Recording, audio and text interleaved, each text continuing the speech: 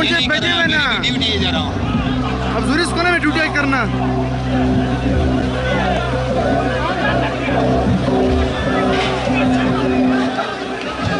पैसा कहना है बच्चे।